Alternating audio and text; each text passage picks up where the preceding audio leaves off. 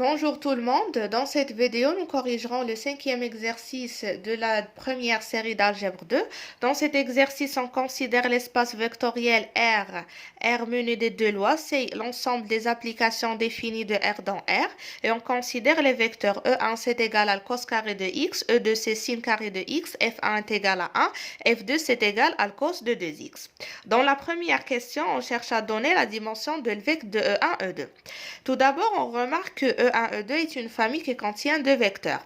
Donc, on va voir, est-ce que cette famille est libre? Si elle est libre, donc on déduit directement que la dimension c'est égal à 2. Si elle est liée, donc on va déduire que la dimension c'est égal à 1. Soit A, B appartenant à R, on a par équivalence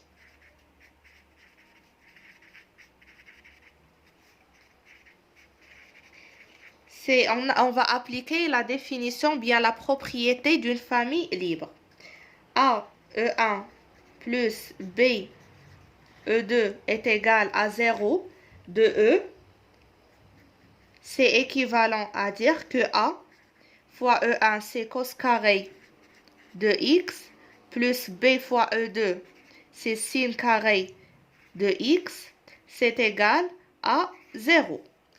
Donc, pour voir est-ce que A c'est égal à B, c'est égal à 0, on va prendre des valeurs pour X. Donc, on a pour X égale 0, si on applique le X ici égale 0 et le X égale 0, on va déduire que A c'est égal à 0. Et pour X égale à pi demi, on remplace ici par pi demi, ici par pi demi. On obtient bien que B, c'est égal à 0. Donc, on a A, c'est égal à B, c'est égal à 0. Alors, on peut déduire que la famille est libre. Donc, la famille E1, E2 est libre. Et par suite,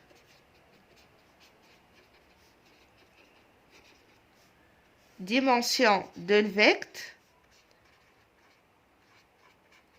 de E1, E2, c'est égal, le nombre des vecteurs, c'est égal à 2.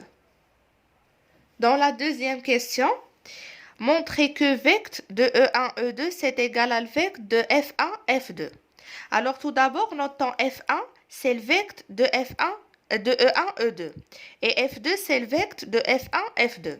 Normalement, pour démontrer que deux ensembles sont égaux, c'est-à-dire pour montrer que F1, c'est égal à F2, on doit démontrer les deux inclusions. C'est-à-dire, on doit démontrer que F1 inclut dans F2 et F2 inclus dans F1. Qu'est-ce que ça veut dire F1 inclus dans F2? F1, c'est le vecteur de E1, E2. Ça veut dire on doit ici démontrer que E1 appartenant à F2 et E2 appartenant à F2. Et dans cette situation, on doit démontrer que F2 appartenant à F1. F2, c'est le vecteur de F1, F2. Donc, on doit démontrer que petit f1 appartenant à grand f1 et petit f2 appartenant à grand f2. Ici, qu'est-ce que ça veut dire E1 appartenant à F2?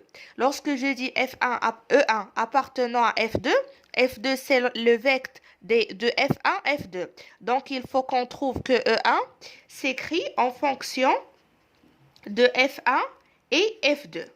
C'est-à-dire c'est égal à 1 alpha fois F1 plus bêta fois F2. Et de même, il faut ici trouver que E2, c'est égal à alpha prime fois F1 plus bêta prime fois F2. Ici, c'est l'inverse. On doit trouver que F1, c'est égal à un certain nombre, lambda fois E1 plus mu fois E2.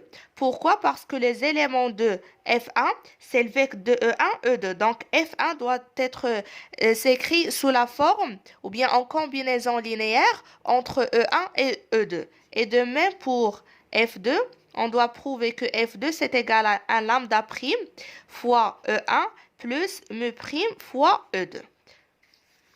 Ça, c'est ce qu'on va faire. On a, d'après les relations trigonométriques, cos carré de x, c'est égal à 1 plus cos de 2x sur 2.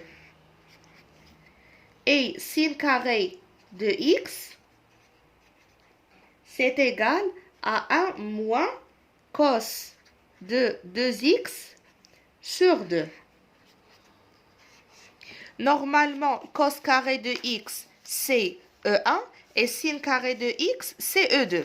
Ici, on a F1, c'est 1 et F2, c'est le cosinus de 2x. Donc, on remarque que cos carré de x, c'est égal à 1 demi facteur de 1 plus le cos de x, ce qui veut dire que E1, c'est égal à 1 demi facteur de F1 plus facteur de F1 plus F2. Voilà, on a trouvé, comme j'ai dit, que E1 c'est égal à 1 demi F1 plus 1 demi F2 et E2 c'est égal à 1 demi F1 moins 1 demi F2. Donc, on a bien E1 et E2 s'écrivent comme combinaison linéaire de F1 et F2. Alors, E1 et E2 appartenant à grand F2. Voilà donc E1 appartenant et E2 sont des combinaisons linéaires des vecteurs F1 et F2. Alors, E1 appartenant à grand F2 et E2 appartenant à grand F2. Et par suite, F1 qui est égal à le vecteur entre E1 et E2 est inclus dans F2. Alors, on vient de démontrer que F1 inclus dans F2.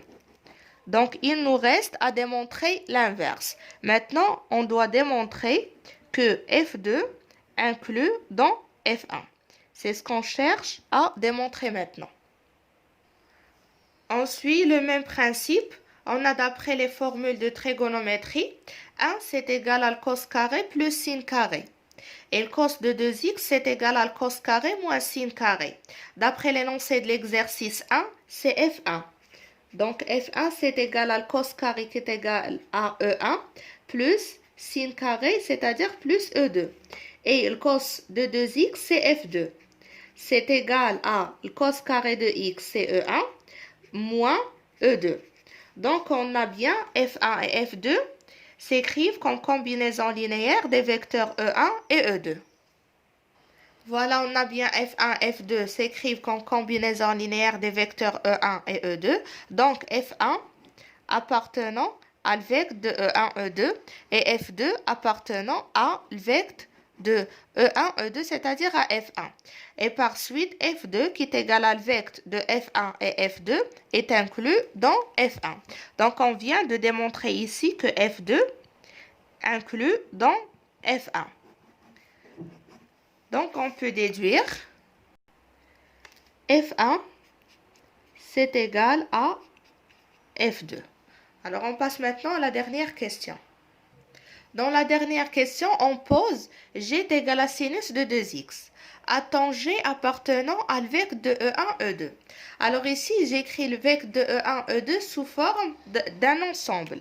Alors, on a, entre parenthèses, ça, le vecteur de E1, E2, c'est égal à quoi? C'est égal à l'ensemble de A, E1 plus B, E2, tel que A, B appartenant à R.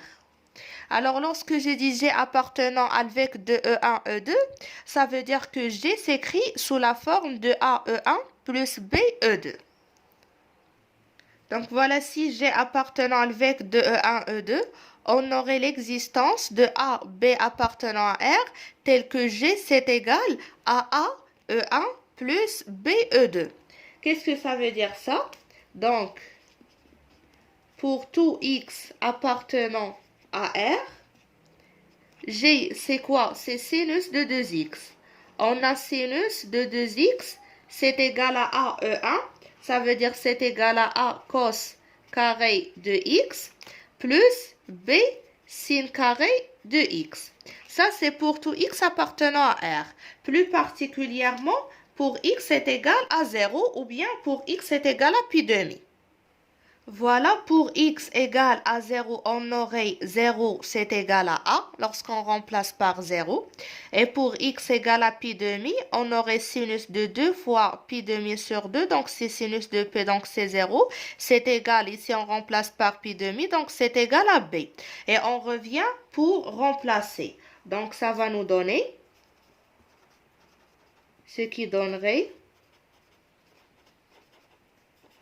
sinus de 2x, on va remplacer a et b par leur valeur, par 0. C'est égal à 0, quel que soit x appartenant à R. Et ça, c'est absurde. On n'a pas toujours sinus de 2x est égal à 0. Ça, c'est absurde. Donc, G n'appartenant pas à le vecteur de E1, E2. Donc, G n'appartenant pas à le vecteur de E1, E2. Alors ici, on a supposé que G appartenant au vecteur de E1, E2, et on a trouvé une contradiction, ce qui nous a permis de déduire la non-appartenance de G dans le vecteur de E1, E2.